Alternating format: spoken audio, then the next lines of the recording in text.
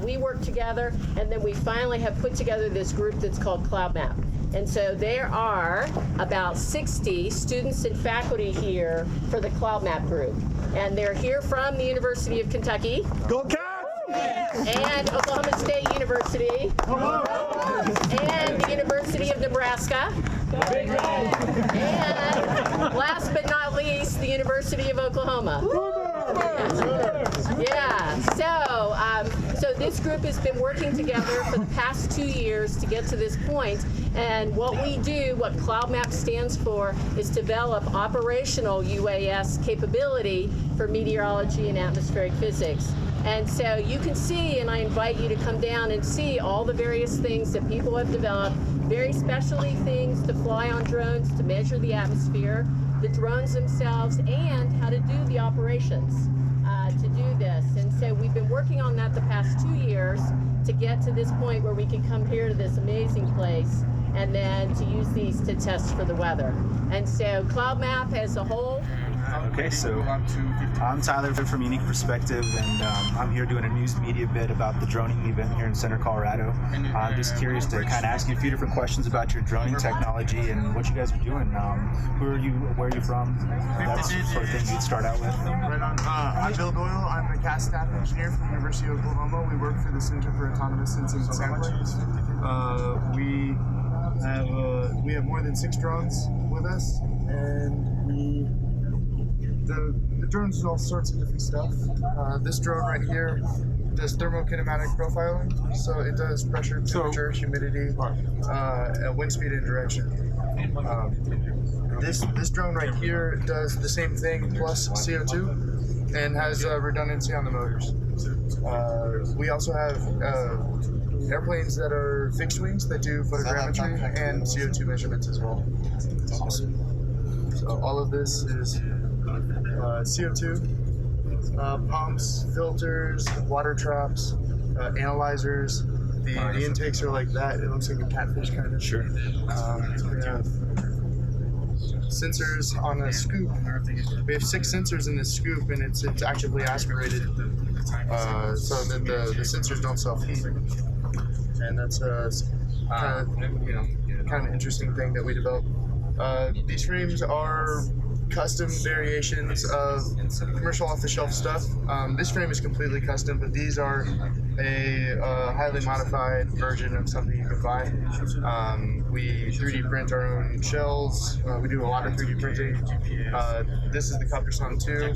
This is the Copterson 3. It's still in development. I mean, it's brand new. Definitely, So, we have a whole bunch of iterations on this Copterson 2. This is the 3rd or 4th iteration of it. I mean, it's real compact. It's all nice, it's clean, and everything on it is well thought out. So. Just the immediate questions blazing in my mind is about the 3 blades. And what would make you go away from a 4-blade copter, which a lot of folks are used to something like this? What would be the use of that? Okay, so whenever you get above 4 rudders, you introduce redundancy. So having redundancy means you can lose a speed controller, you can lose a motor, or you can lose a prop. We went with this design because we wanted to isolate the sensor out front, and we wanted to not have any interference from the drone or the props or the flow of the props. So this drone, a guy named Tony wrote an algorithm for the drones that face into the wind. So the first thing that the parcel of air sees is the sensor, not the interference from the drone. And that's why we went with the T-shape. And we were able to get redundancy out of the T-shape by doing coaxial motors, which is why we did all 6 of those. So we have redundancy. We can lose a motor, a prop, or a speed controller. And we also have the nice feature of this is not obstructed by the rotor wash.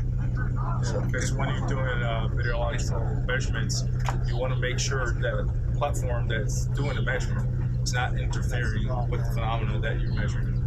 And you want to, you have to take the platform itself into account when you're choosing sensor placement, flight patterns. Sure. And you gotta make sure that what you're seeing in your logs and post-processing is actually happening. What kind of flight controller are you guys flying with? Pixoc 2. Pixoc 2. Yeah. Excellent. Yeah. That's a good choice.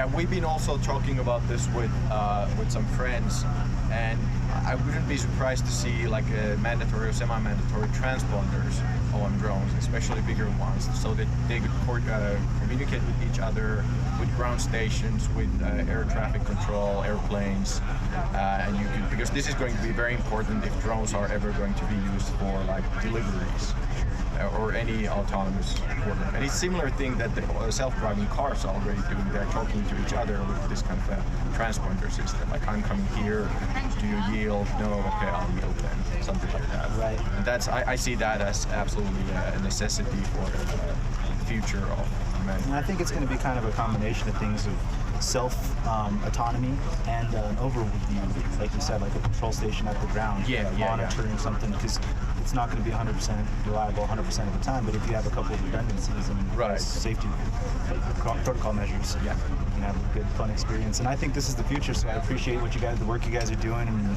all the hard work you're putting into it. And let me do this interview with you. Yeah, thank you. It's good to meet you. Likewise. Thank you. Thank you.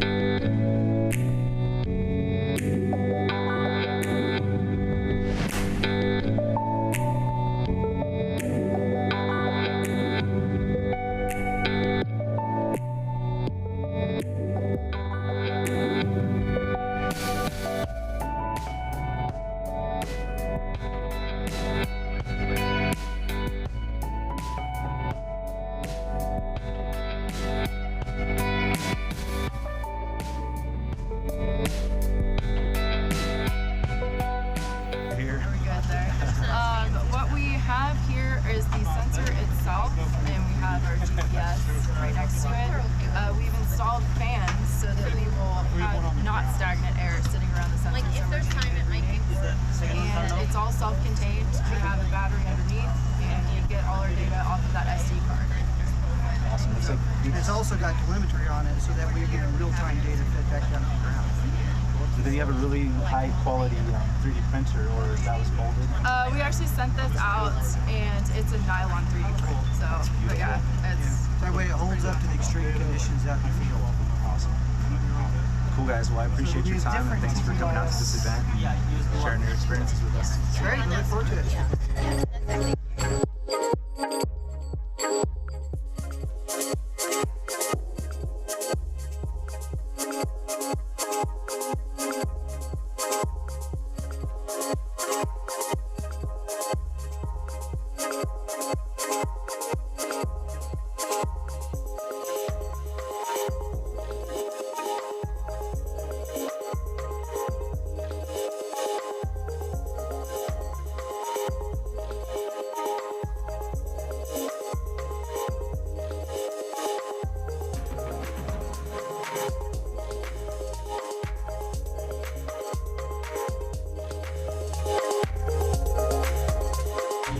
That's probably the biggest important thing, is just being able to get close to the ground like towers did. Yep. But being able to move around like aircraft can. But you can't really fly a regular aircraft at 10 meters off the ground. People start freaking out. Yeah, So I see. So you gotta use other methods. yeah, so we're getting a lot of interesting data that people really haven't seen before. This last summer, we had the total eclipse go through Kentucky. So we actually were able to fly out of an airport for that, get a lot of data to see how things were changing as the light was decreasing in the totality of the eclipse, and see how things changed. Wow. And it was really, really interesting stuff. Yeah, really. Did you find out any influence from the eclipse on the Yeah, so in the morning when the sun's rising, it's heating the earth. You see a lot of change with wind currents and things like that. And you kind of see something similar with the eclipse, like you're shutting off the sun for a little bit. Yeah.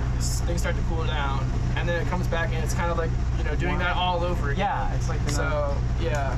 And then we had a solar radiation sensor as well, so we could pinpoint the moment of totality when there's not a whole lot of sunlight. And then correlated that with the data with wind turbulence. It was a really nice graph somewhere that a grad student made. But it was, it was directly related. It was some awesome stuff. Great. Hasn't really been able to be viewed like that before.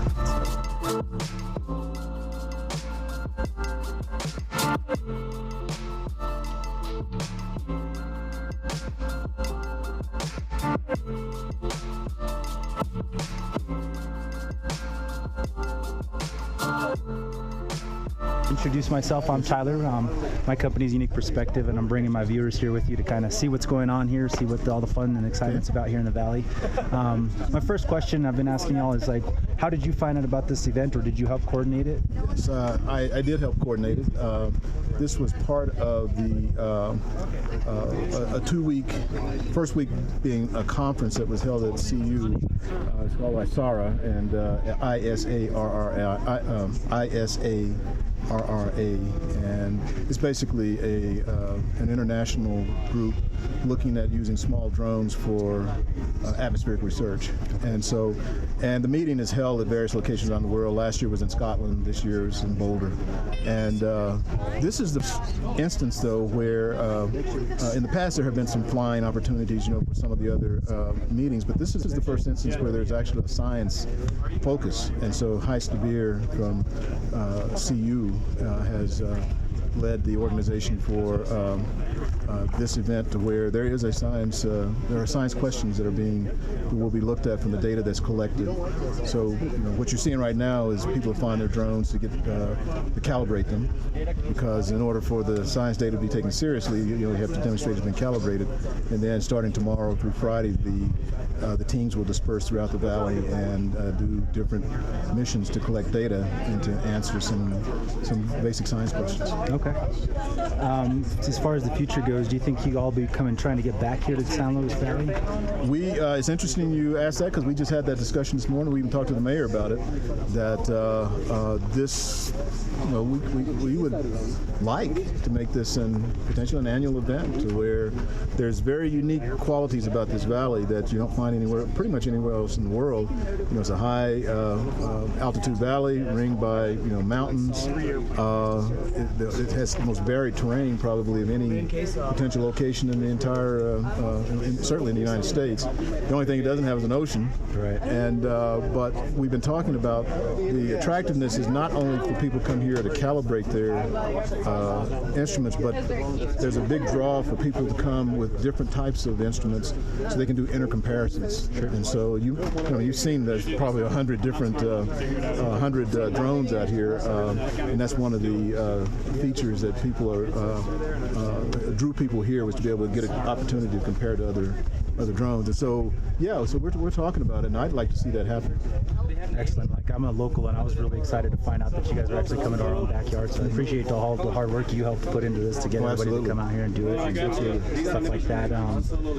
Is there anything, I guess the other question a lot of folks are asking, just the general about droning, since you're part of the industry, what's exciting in the industry right now?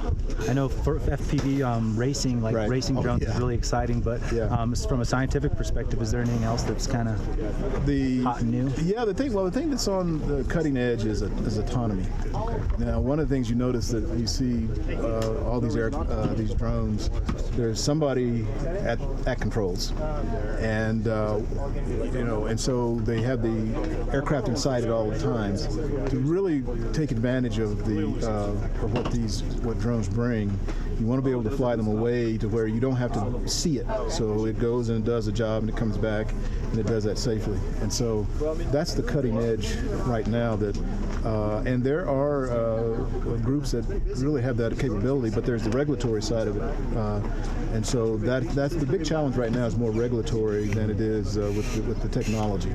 So you have to be able to do this safely, demonstrate that your aircraft will not collide with other aircraft, and you can do that reliably. And so that's really the cutting edge right now. And I think as scientists, we understand the value in doing these preliminary tests and going through all that hard work. And I think it's important for these folks to tune in and kind of get an understanding of what challenges we are facing to kind of get it to a level where they're comfortable with it, where they'll be able to implement it. Because here locally we had the La Garita fire up here, or La Vida fighter, and a lot of folks, there was a no-fly zone and stuff like that. But I was also thinking that folks like you who are doing research, they need to be able to have access to those areas and be able to do their flights and tests. So I guess how difficult is it talking to the governing officials? Well, it has gotten easier. When I say easy, I don't mean that it's not complicated. I just mean that the answer is not immediately no now. And part of that is because in 2012, as part of the FAA reauthorization bill in 2012, Congress basically told FAA to get on with this business of this is a technology that can be helpful, and you need to figure out how to for these drones to be safely integrated into the national airspace system. And since then, there's been more of an urgency. I wouldn't, when we talk about FAA, they're not urgent, and they shouldn't be because they're all about safety. But there has been a distinct effort to really not just automatically say no, and ask the question, how can we? Right. And so that has progressed. And there was Part 107. You might have heard people talk about a couple of years ago that now allows commercial drone flyers to fly below 400 feet, because that was a big breakthrough, because before that, commercial flight of drones is pretty much prohibited, right? And it was only us universities that could go out, and then it had to be state universities, right, because to get a certificate of authorization. So even private universities couldn't fly, and so that's kind of opened the door. And now the question is, will the regulations continue to develop? For instance, you mentioned the fires. So at night, one of the things the drones can do is fly, low altitudes with carry cameras and look to see where fires maybe, what's happening overnight and things like that. And so that's the next, one of the next big things also is to allow, if it can be shown to be safe, then it should be allowed. And the night thing is kind of a good deal too, because a lot of the pilots aren't going to be flying at night, and there's a time frame. And basically, what we're asking folks to just be flexible and open to that.